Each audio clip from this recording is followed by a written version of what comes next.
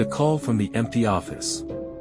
In late 2017, Daniel Moore, a 34-year-old IT technician, worked evening shifts for a mid-sized accounting firm in Leeds, England.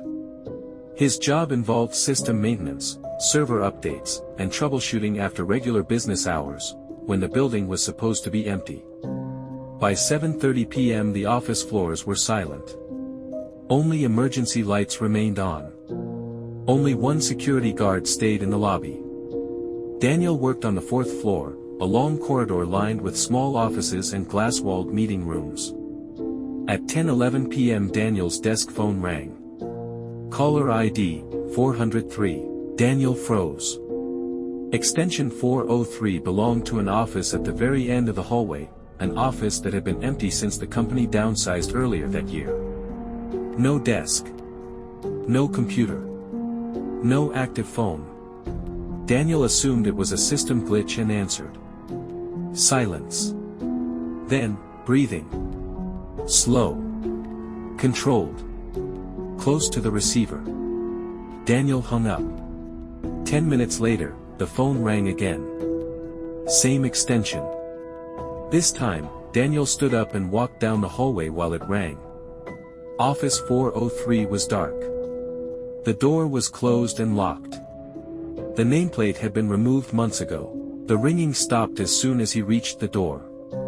At 10:34 p.m. the phone rang again. Daniel answered without speaking.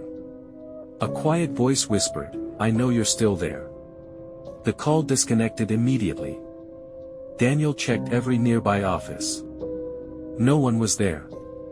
The next morning, Daniel reported the incident to both IT management and building security. Call logs confirmed it. 3 outgoing calls from extension 403. All placed after 10 p.m. But the system also showed something impossible. Extension 403 had been deactivated 6 months earlier.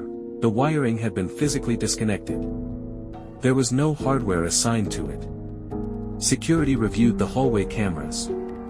They saw Daniel walking toward office 403 during the second call.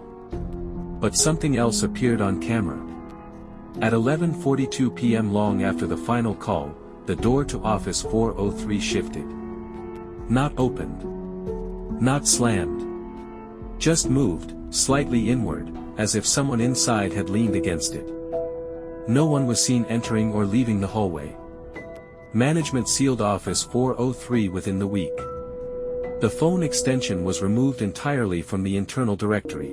Daniel stopped working late shifts and transferred to a daytime role. He never received another call.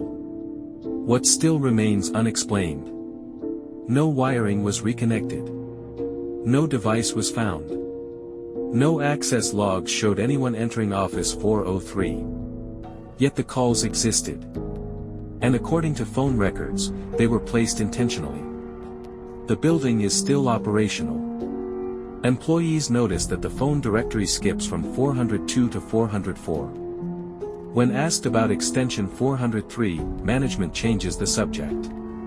Daniel no longer answers unknown internal calls. Especially after hours.